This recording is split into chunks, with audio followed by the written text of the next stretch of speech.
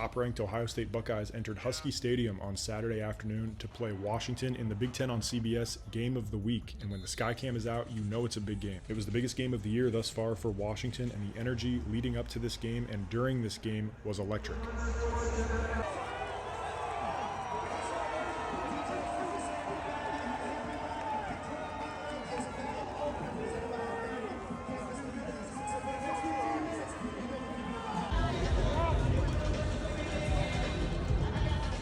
And that pregame energy carried into the first part of this game with what was a chaotic opening sequence of events for both teams. After a Washington 3-and-out to open the game, a shanked punt gave Ohio State field position at the 50-yard line, and listen in to this Husky Stadium crowd get going as Ohio State lined up for its first play of the game.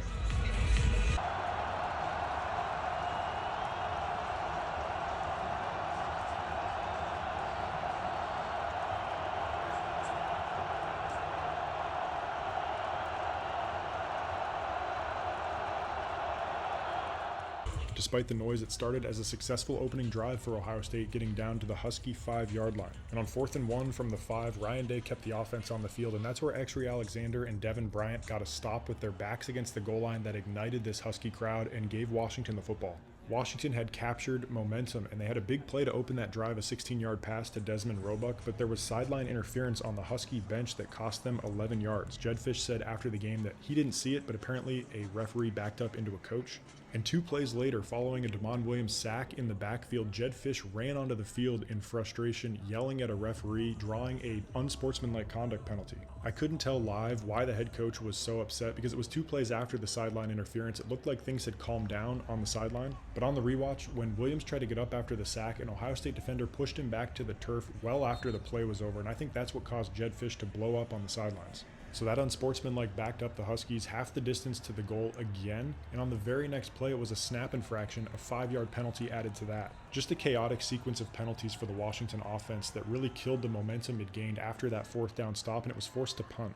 But on the punt return, Brandon Inniss had the ball punched out by Quentin Moore, and the Huskies jumped on it, giving them the football once again. Momentum transferred back to the Huskies. They used that drive to finish out the first quarter and ended up getting a field goal to begin the second quarter. But what really hurt this Washington offense throughout this game was its inability to capitalize on those momentum swings. That drive that ended in a field goal, they brought it all the way down to the Ohio State 2-yard line. But there were a pair of false start penalties on that drive, the second of which backed the Huskies up to the 8-yard line, and they had to settle for that field goal. The Washington offense drove the football inside Ohio State's 30-yard line on 3 separate occasions in this game, but came away with just 6 total points. The first one we just talked about, and the second one was where Washington tried the fake field goal attempt on 4th and 14. This is what Jedd Fisch said about that play call after the game.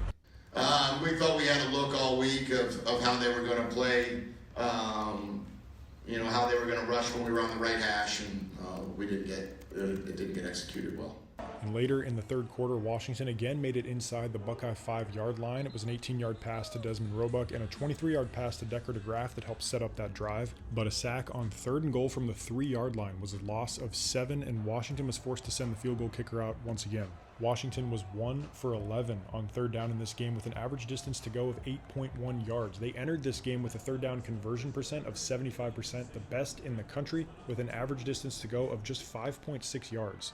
It's difficult to win football games when you can't keep drives going on 3rd down, but credit to this Ohio State defense that stood tall with its back against the end zone a few different times during this game.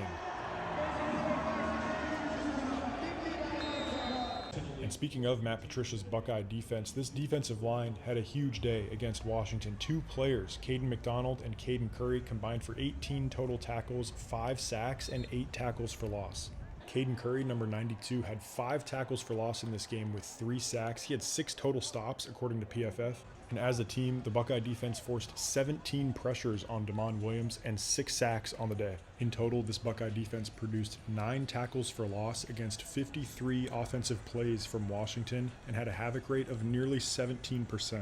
Washington averaged less than 5 yards per play in this game and gained just 46% of its available yards, both drastically different than what it looked like in its first 3 games. But we have to talk about this Ohio State offense and how productive it was at wearing down Washington's defense by taking what it was given. Ohio State did not complete a pass for more than 20 yards in this game. It only had 3 explosive passing plays, 2 for 18 yards and 1 for 19 yards. One of them was this touchdown pass to Jeremiah Smith.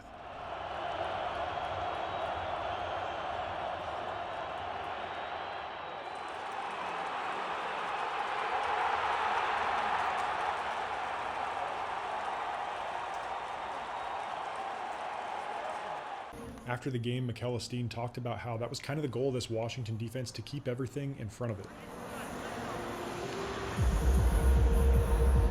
Our goal was to make sure, have a roof on the defense. You shout it every week, but that was, that's what they're known for. But to have a roof on the defense and also play the run, I feel like we did a good job, but just gave a few little plays here and there. As a defense, we fought hard all the way to the end.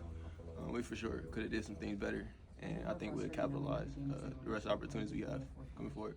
And I would agree with him. I think this defense did a really good job of keeping a roof on the defense. Ohio State didn't even attempt a pass of more than 20 yards in this game, and there were no pass interference penalties for the entire game. And they were pretty good against the run as well. They allowed just 4.4 yards per carry for that Ohio State offense. But Julian Sayin really found rhythm in the Buckeye passing game for the final 34 minutes or so of this game. He ended up 22 of 28 for 208 passing yards and 2 touchdowns, and he was really good at making things happen underneath. His average depth of target in this game was just 4.9 yards, and he had an adjusted completion percentage of 88%. After that scoring drive to end the first half, Sayin opened the third quarter, connecting in rhythm with Jeremiah Smith several times on the opening drive. The Buckeyes would end up scoring on 4 straight possessions, including that first touchdown drive. And in the third quarter alone, 104 of Ohio State's 129 yards came through the air, and that really set the tone for the rest of this game with what Ohio State was able to do with its passing game. Jeremiah Smith was the leading wide receiver for the Buckeyes with 8 catches for 81 yards and a touchdown. And running back C.J. Donaldson also found the end zone with a 4-yard touchdown reception in the fourth quarter that ultimately sealed this game. Behind Jeremiah Smith, Brandon Inniss and Carnell Tate each had 3 receptions, and in the run game, Bo Jackson led with 17 carries and 80 yards, and C.J. Donaldson also scored a touchdown on the ground on 9 carries for 39 yards.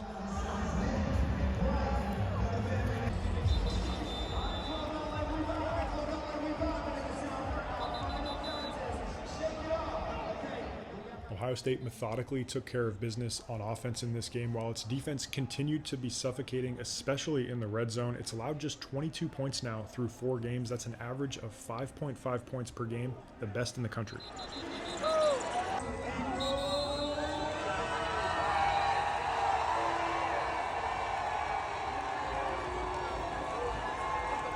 And here's some of what Jedd Fisch had to say about his team after the game. Okay, tough one.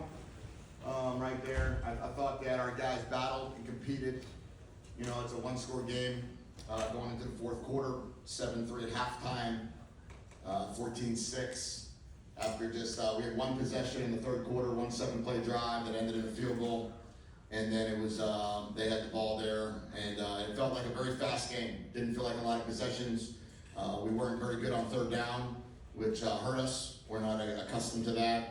We got to a situation where we were in the red zone and we had some penalties, and that hurt us. We took some sacks, that hurt us. So some situational football that we've been good at, we struggled in this one. And when you play the number 1 team in the country, a team that hasn't, they know how to win. They've won a lot. They win every year. And if you're gonna be able to finish the game and be able to win those games, those penalties can't happen, those sacks can't happen, the mistakes that were made can't happen, and we're going to learn from that. We're going to coach better, we're going to play better, and we have an opportunity to go do that next week. Washington will fly east to the nation's capital on Thursday to play undefeated Maryland on Saturday afternoon at 3:30 Eastern.